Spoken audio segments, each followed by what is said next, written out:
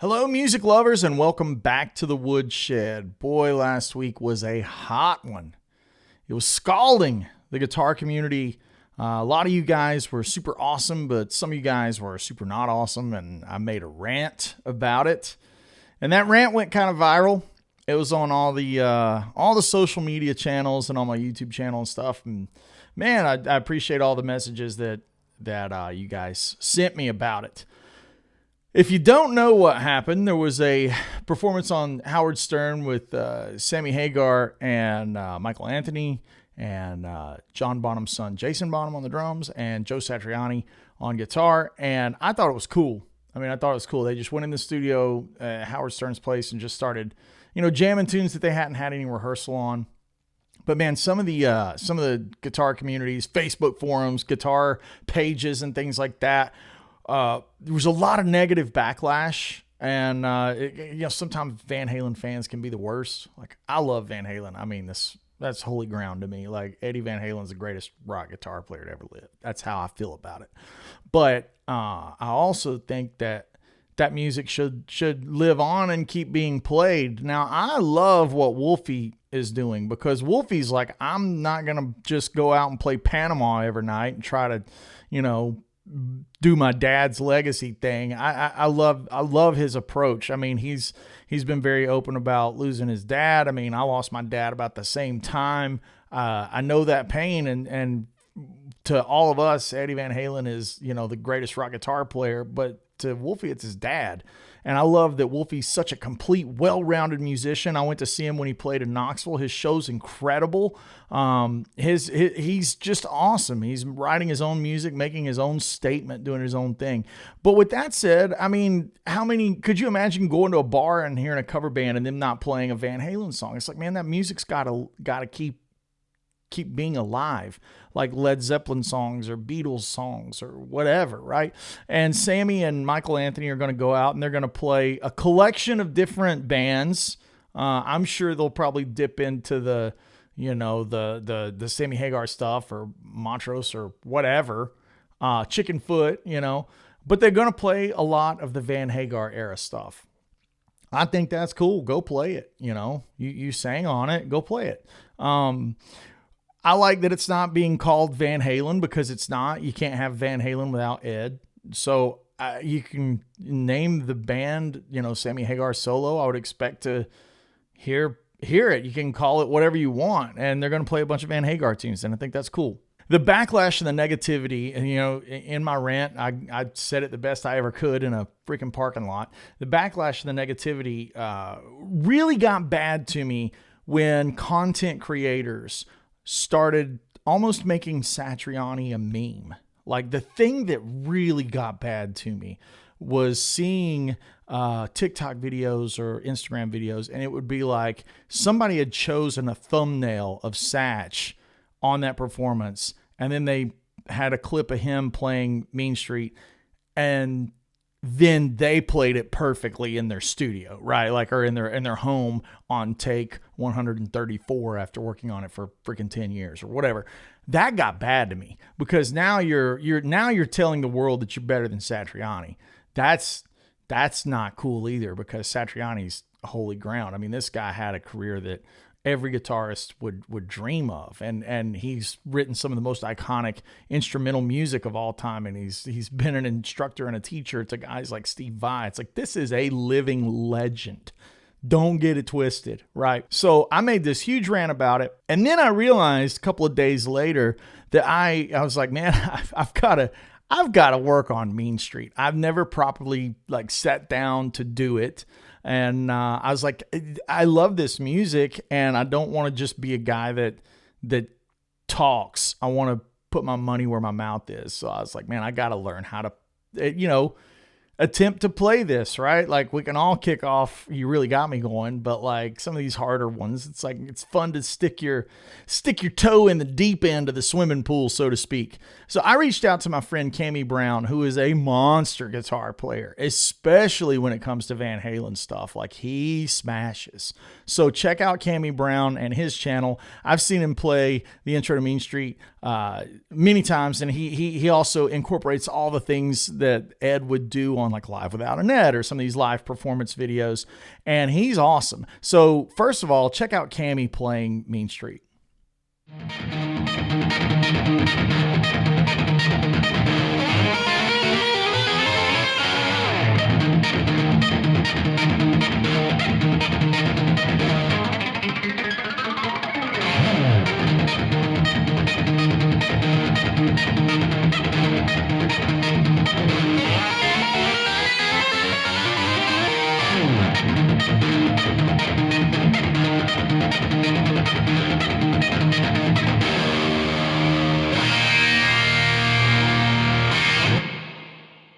Yeah, that's sick. I mean, he's got it doing its thing. So I asked Cammy, I said, hey man, would you be interested in coming on the Woodshed channel and breaking down that really iconic slap tap funk drum thing and teach it to us and share it with the world? Because again, with the idea of keeping the music alive, I want to not only just play it or attempt to play it. Like I'm not Van Halen, right? Nobody is, but like, I'd like to share it, and I'd love to have, instead of me trying to learn it in a day and then teach it on the channel, Cammy smashes it. So not only am I going to learn it, you're going to learn it. So thanks to Cammy Brown. And with that, let's jump over to Cammy and let's check out the interview with him. It's going to be sick. Roll it.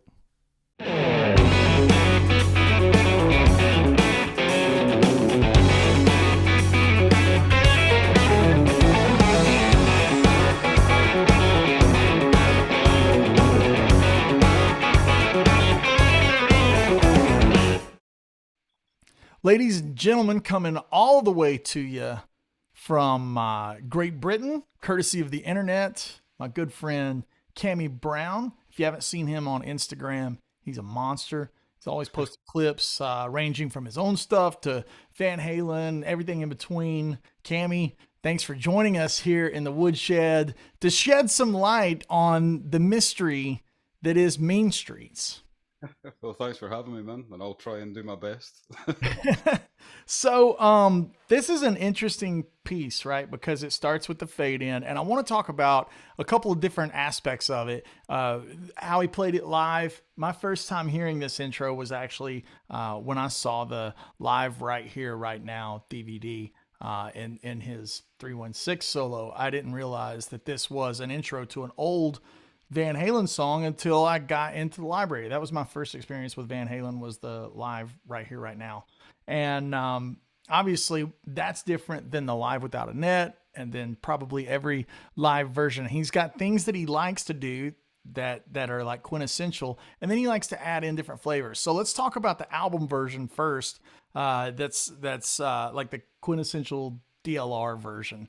And let's break down the main tapping technique. So it starts with the fade in as another thing that you guys need to know. If you're looking for references on Ed playing it, it's always cool to watch him play it live because there's no fade in and he just kind of starts into the pattern. So Cammy, I'm going to turn the car over to you. Talk about this thing for a minute. So I've been listening to it over the last couple of days since we had originally spoke about doing this, man, and the way the fade in works, it's really difficult to hear the way that he kind of starts it. But I've watched multiple live videos. There's one from Largo in 1982, and also the way I learned this originally was from watching Live Without a Net, from like the New Haven show. So I mean, there's probably like Van Halen guys out there that'll be like, nope, wrong. But there's, I think this is the way he starts it, man. So would you like me just to get straight into it, or get straight into this thing? Yeah. Awesome. So first little piece of advice straight off the bat, man, is not to have your volume the whole way up. Right. You kind of want it around. I mean, I like it around about 7 or 8 because it kind of gives it more like, it kind of gives it a little more for like a percussive sound that way. Okay. You know, it's not like, say you've got like a super high gain amp, you want your volume down even further. But if you're using like a sort of traditional, you know, plexi style thing, then that's seems to be the best for it, man, because those amps are like super clean. Even though they're distorted, they're like clean. I don't know how to describe it, man. Yeah, Like, yeah. There's that natural the natural tone of the guitar kind of cutting through with the gain Yeah. at the same time, right? Absolutely. Okay, so let's start into this pattern. I've watched, since I reached out to you, I watched other dudes do it, and everybody's kind of got a take on it. And I think it's important to note that none of us are Ed. And that's the whole reason we're making this video, right? It's like nobody's Ed, but I don't think that means that people shouldn't try to enjoy his music and learn it and, like, you know, just celebrate it more than anything, right? Like keep it alive and all of us keep playing it just like any other genre, any other artist. If you were to like play Eddie Van Halen stuff spot on, Eddie would probably not like that. Whereas if you were to kind of throw your own twist into it, then I think if Eddie was still here, he'd probably respect you more for doing your own thing with it. You know? Yeah, that seems to be the case, right? Individuality was always super important to him. So yeah, so now let's talk about the pattern, because you and I briefly mentioned it in the thing, and I said, no, let's not get too far into it until we start filming. So it starts with the first finger on the tap, right? I'm gonna let you drive. So on the 12th fret, there's basically like three elements to this. So the three elements, for the sake of this video, I guess we'll say right with your index finger on the 12th fret, sort of high E and B string. This will be left, which is kind of just like your muting thing, but that also is like kind of works like a slap. Like if you've ever, paid attention to slap bass guys, they've always got their left hand going. And then I'll just call this thumb for I like that. So you got right, left, thumb. Yeah, right, left, thumb. So I have written down here after our conversation the other night, man, because one of these things about this riff is that it's like, it's really, once you've got it up to speed, it's like really confusing to like slow it down again. Yeah, So that's where I was having like the trouble here. But I've written down, so the first pattern, I'll play it first, and then I'll play it slow first, then I'll show you. So Okay. I'll explain it. So it goes. So that's part one. That's part one, yeah. So I mean, it's really, like I said, it's really difficult to hear exactly what he does at the very start of the original track. But this is what I think he's doing anyway. So you go right on the 12th, thumb. Sorry, I'll start again. Right, left, thumb. So okay, so you got this.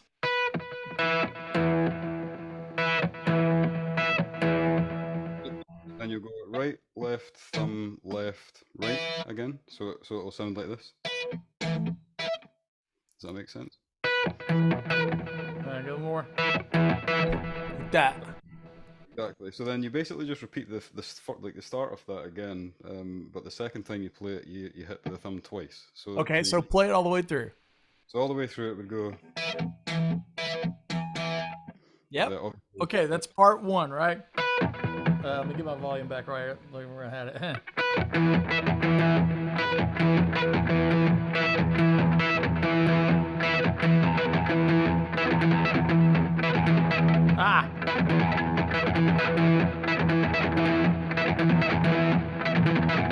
Okay, all right. So right, left, thumb, left, right, left, thumb, thumb.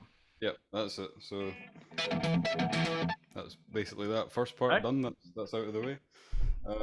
So the second part is where it gets like a little bit confusing when you describe it slowly, but when you play it up to speed, it makes total sense. I'll play the first part and then I'll play the second part.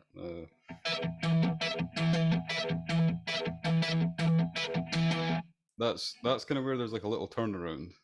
Like there's a skip where actually it feels like there should be another slap right there, and there's not. Exactly, and I think that's kind of how it sort of continues to like have that sort of like circular kind of rhythmic pattern sort of thing, kind of like a drummer would have. Yeah. So I'm probably not explaining this like the technical way, man, because I'm not very good at that kind of thing. But no, it's like, to me, it makes total sense. So it's like when you're thinking of it, you got to remember that it's not an even cycle. I think that's a really important aspect of this thing. And if I'm translating what you got correctly, it should be.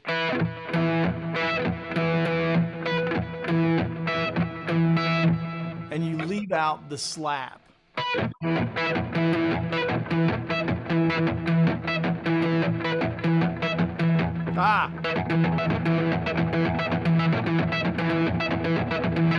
right? Like that kind of is close. I've never really, it's what's funny about being a like mega Van Halen fan that I am. I've never really deep dived into this thing. So this has been like a learning experience for me to kind of like get in this thing and listen to it and actually put my hands on it for real. So yeah, thinking of it in two sections, like that's section one, get that to where that feels good. And the big thing that I noticed that not a lot of guys talk about is that that thing has a little bit of that harmonic in there. It's not, it's not just like a fretted note. There's like a little bit of that harmonic that makes it sound like vibrant, versus like you hear the other harmonics across the entire fretboard. If you get in that right spot, right over that 12th fret, you get a little bit of that open octave harmonic with it. Right? And the other one is like really getting that front of it to sit underneath the knuckle. Like to where you can grab both strings. Those are two big elements that I think really make it work, is like grabbing the double stop, right?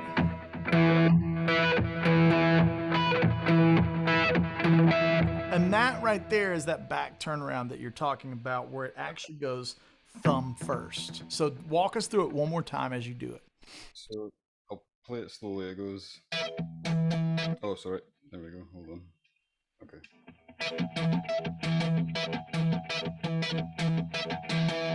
So it's like you said, you missed that. I keep wanting to call this slap, but you missed that left. The left. No.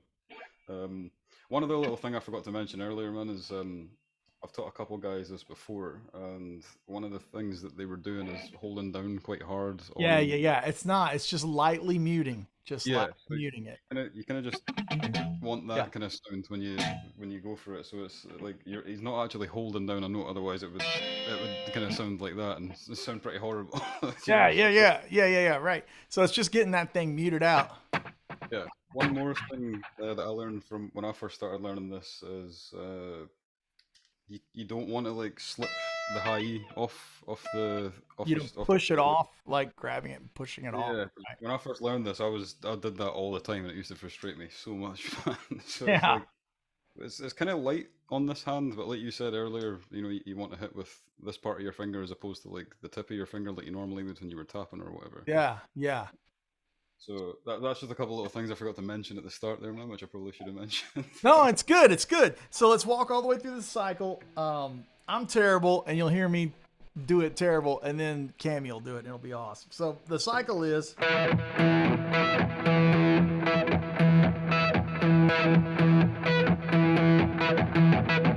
So here we go.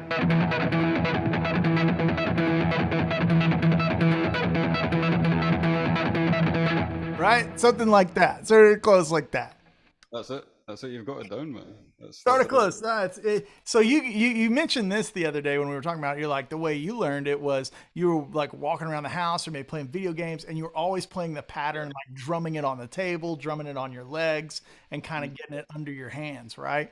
It was definitely the best way to get it down, because it's just you constantly keep that rhythm in your, like you said, playing video games. Every time I got taken out on the game, I'd sit and just practice that until I was back, and it really helps, man. It's kind of like probably exactly what a drummer would do, but like drum patterns. Right. That's kind of I look at this kind of thing. It's totally that thing. It's totally the drum slap bass thing applied to the guitar, mutated with like Ed's magic, right? So here, let's get into some fun stuff here. In the live versions, he does things that are different from the album version on that next part, right? Because they never really go into Mean Streets when he plays it live. And the Mean Streets thing has, I listened to it a little bit. I don't have it down pat. I want you to correct me if I'm wrong, but it's got this thing that's right.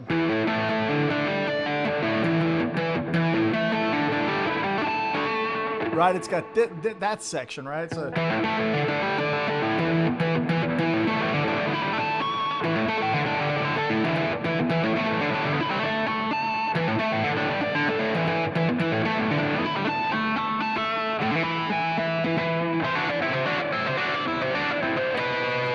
and this section's interesting because it's you're playing everything off of these harmonics right here. just like you're doing with your thumb, right? And so the album version, there's a million lessons probably everywhere, but this is our lesson on it. You're kind of tapping it and then hammering on with your first finger. Like that, right? So do you know that part? Do you know that part? So I used to know this part. I'm not 100% like up on it nowadays, man. Because I'm more when I play this, I'm more so just do like the fun live stuff that we're going to. Well, let's talk about the fun live part, and then we could come back to that another point. Talk about the live things that he would interject, because you started doing this when we were hanging out, and I was like, dude, that's totally the live without a net thing. So give us a couple of the things that he does in between the slaps. Perfect. So he would go. One of the ones that he always seemed to do back in the 80s was he would go like that kind of thing. Okay, so slow that down and tell us what's going on with that thing. So obviously it's kind of like if anybody's listened to Judgment Day, it's kind of like that thing where you're using the two fingers, but instead of being on the A and the D string, both hands are on the D and the B string. So what you do is you start with your right hand on the 12th D and B. And then, D and B as in D as in dog? Yeah. Sorry about the accent. No, it's like no, it's all good. I think this video will be great because your accent's super thick and my accent's super thick, so people won't know what we're saying the entire video. It'll be great. So like when you're doing it, you're starting on the 12th fret, kind of just playing the B string and the D string. That sound right there. And that you've got your left hand on the D and the B string on the 7th fret. So it kind of looks like a G chord and a D chord. Yeah, pretty much, man. Yeah. So what you do is you tap first, and then you slide up with the left hand. So like that. And you go into E. You're gonna stop it when you get to E, right? So once you get here, the really cool thing, I'll show you really slow. So once you get to here, you move both hands. So you would go. Like that okay, so it's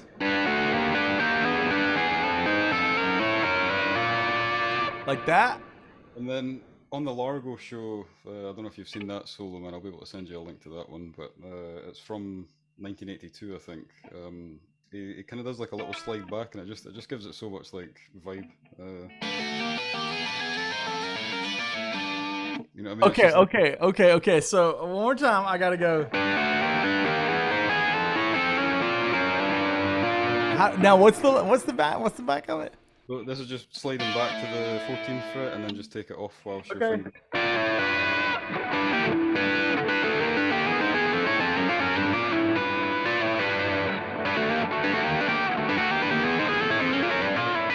That's really hard to do. Yeah, it's like awkward. It's like I've got no calluses on my right hand to do that, right?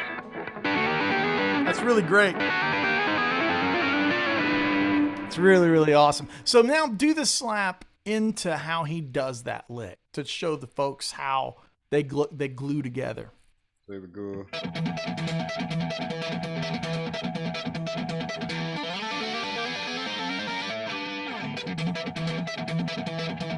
And then he would do like the cool stuff where he would go like, you know. Okay, so show the people that. This is a very classic one for a lot of you intermediate players or advanced players. You're going to know exactly what's going on here. But if you're a beginner or this is all new stuff, or maybe you grew up playing jazz and you never played any Van Halen, these are kind of some of the fun sound effect type things that Ed would do. So walk us through the classic, roll with the harmonic thing. They kind of really, it's such a cool lick and it's so easy, you know. So it's so easy. Because you're kind of just, you can do that kind of thing, 4, 2, 0. And you just take this part of your hand. I sometimes take this part, it just really depends. But like if you take just anywhere from here on your hand, don't. You can do it with this side too. I've seen guys do it like yeah. You can do it. Yeah. Yeah, I think I've seen Joe Satriani do it with like one. Joe does it with like that, right? Yeah. Like that kind of thing, and then you can go totally over the top and do the Steve Vai thing with your tongue. Oh yeah.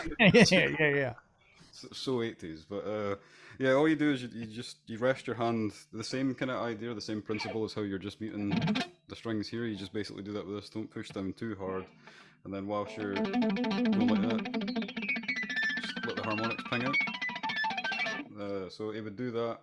It's basically. really important. This is an interjection. I don't want to cut you off, but it's really important to note you cannot use too much gain. If you have too much distortion, this stuff won't sound percussive. If you notice Cammy's Yeah, tone, it sounds like brrr. It's got that really percussive kind of thing.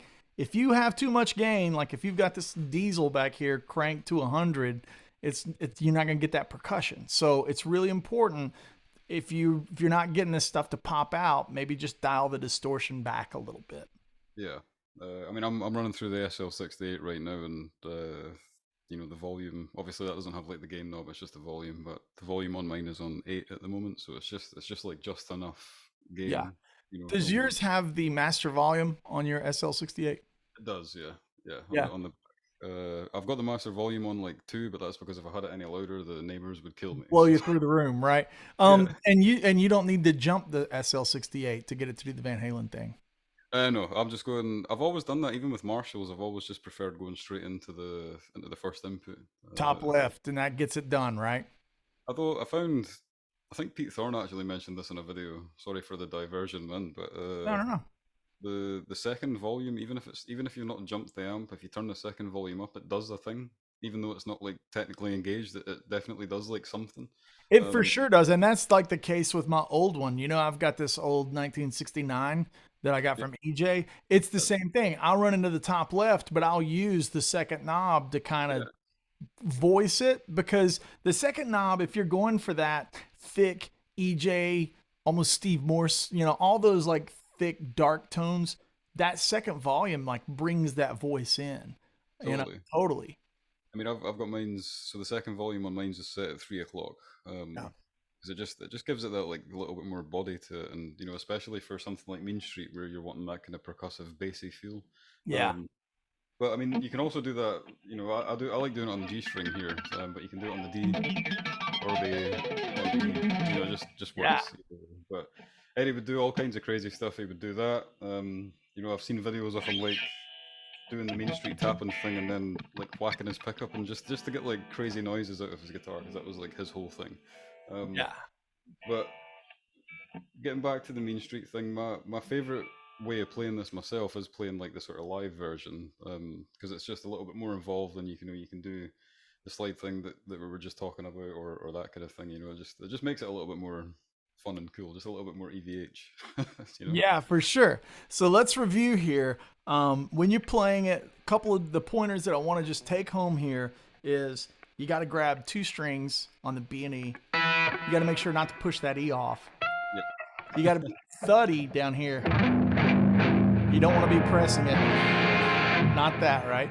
And so if you take the volume back just a little bit, that's another one he gave us. And then making sure that's a harmonic, right? And so our pattern is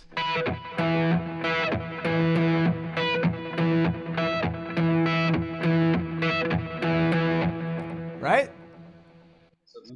All right, so give it to us one more time and put in the live stuff. Awesome.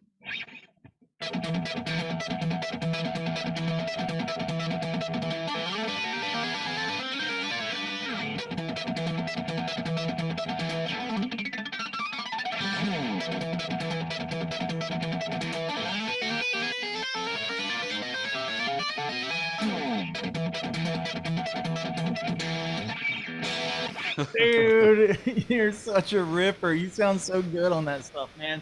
Thanks for being on here and teaching this stuff, not just to everybody else, but to me too, and kind of making sure we've all got it right here. I think it's really important in this day and age, you know, to remember this is kind of tying back to the reason this video is a thing. When you see a guy like Satch go on the Howard Stern show and he's just called out of thin air to play something like this. I mean, that'd be like if you don't know, but you've heard, or maybe years ago played like Cliffs of Dover or something. And like, hey man, do the intro to Cliffs of Dover. You're like, what? I can't just do that on the spot. Right. And then, so we saw all these guys making these videos and it kind of turned Satch into a, you know, starting to turn him into a meme for certain people's channels. And that's when it got bad to us. I mean, Cammy and I talked about it. And it was a thing where, Cammy, you actually put out a video and then pulled it. You were like, immediately, this is not the right thing, right? You want to tell us about that? I posted a video. I watched the Howard Stern show, and I seen Joe Satriani say about how it's impossible to play Mean Street, and I was like, well, I can play that. And I had a video. The video that I actually posted with the Satriani video was one that I filmed actually almost 3 years ago to the day. Wow. After Eddie died, I went through like a massive phase of just playing nothing but Van Halen. Right. Yeah. We all did. Right. Like we Yeah. all did. So I put those two videos together, the Satch video from Howard Stern and myself playing Mean Street, and I thought it would be, just a bit of a joke. I posted on Instagram like I can't remember exactly what the caption was, but it was like "Love you really, Satch" or something like that. Just a joke. And you said the comments is what got bad to you when people started Yeah, commenting. I started seeing people like taking the video out of context and sort of kind of putting Satch on blast, and I was like, well, hang on a minute, like he's one of my favorite guitar players, so I didn't really want to be a part of that, so I just removed the video after that. Right. And I think it's cool to, it's not a thing that guys can't play.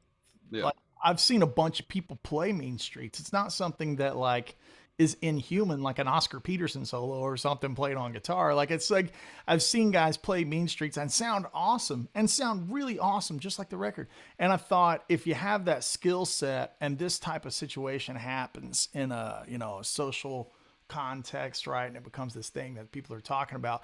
I think it's really cool to like take a second, step back, and realize, hey man, maybe I should just share how to do it versus trying to punch up and bring Satch down and yeah. humanize him or whatever you want to call it. Where it's like, man, it's like we got to remember it's Joe Satriani. Like you said, it's like everybody's favorite guitar player. You know what I mean? It's like you can't. I mean, one of the things that a lot of people are missing is, even speaking for myself, I would not want to be in such Joe Satriani's shoes for all the money in the world for playing Eddie Van Halen stuff, because that's like a massive responsibility, and me personally, I couldn't do that, Yeah, same. I thought about this quite a bit. Um, all week long. And I think one of the things that Steve Vai did that made his tenure with David Lee Roth so special is he didn't sound like Van Halen yeah, at no, all. Like it was like he did his own thing. And you sent me, we were talking about it, and you sent me Jason Becker playing the intro to Hot for Teacher. yeah, And Jason was like sweeping it. So if yeah. anyone wants to see that, what's the video that you got to search to get it? What is it? If you just type in Jason Becker Hot for Teacher demo, it will come up. It was originally from when David Lee Roth was looking for a guitar player. Mike Varney, he asked Jason to record Hot for Teacher, and it was done on like a little, track thing in his hotel room or something. He recorded it, sent it to Mike Varney, and he sent it to Roth, and that's how he got the gig for. Yeah, by sweeping it, not doing it like Van Halen, right? Like doing his own thing. I Mhm. think that's the reason Steve, was so great for that thing. And I think that's the context we all have to take with Satch taking on this mantle, because people are like, well, why is Satch doing it and not insert other guy here, right? Like everybody's got their opinion on it. And the reality is like Satch has been in a van with Sammy, and I imagine that they're not just going to play Van Halen tunes. They might play some Montrose, they might play some, Hagar stuff, Chicken Foot, like whatever, right? Yeah, I think so, man. I think I think the whole show is I think the biggest majority of it's going to be like the Van Halen stuff, but I think they're definitely going to throw in songs from here and there, and I think there's also going to be other guitar players joining and other sort of guest musicians just kind of Which to would be celebrate. awesome. Like that would be the celebration that I think we'd all want to see, is just all these different dudes sitting in and doing it. And you said it earlier, and I'm just going to back it up. I think the most important thing that makes it cool is Satch is going to sound like Satch while playing Van Halen tunes. Like we don't need a carbon copy up there doing it, because there is no carbon copy, right? Like nobody's biggest takeaway here is nobody's Ed. So Yeah, yeah, Eddie's got some massive shoes to fill, and I don't think anybody will ever be able to do that. But that's a good thing, that's what that's makes a Eddie good special. thing. But I mean, I post Van Halen videos all the time, like you guys and stuff, and we love the band. But like I said, I would never want to be in Satch's position right now because I'd be terrified. Yeah, You for know? sure, man. Especially at like, 3 or 4 o'clock in the morning. For those that haven't done those types of gigs, I have with flats and Yeah, your call time is at 2:45 in the morning, and then you get on a little shuttle to shuttle into the city, and you record it. You're at the crack of dawn. That's why everybody's always wearing sunglasses on the Today Show or like whatever early morning thing. It's like everybody's fried, and you're trying to like do the thing you typically do at 9 o'clock at night, and you're trying to do it at 5:30 in the morning. It's like, dude, the hands don't, it's a whole thing. But dude, not to get off topic, thank you for being on the channel and for sharing this wealth of information. And if people want to check out all your stuff, where do they go? So if you just type in Cameron Brown guitar on YouTube, it'll come up. But if you go on Instagram, that's the place where I post the most. If you type in Cammy BEE1, then you'll find me doing some Awesome. Halen stuff, most likely. I love it, dude. You smash it. Everybody go check out his stuff. Subscribe to him. He's killer. Thanks for joining us. Thanks for having me, man. Thanks for hanging out here in the woodshed. And thanks for Cammy for taking the time to teach us all how to kind of navigate mean streets. I'm going to be practicing on it for sure. I hope you guys are going to be practicing on it too.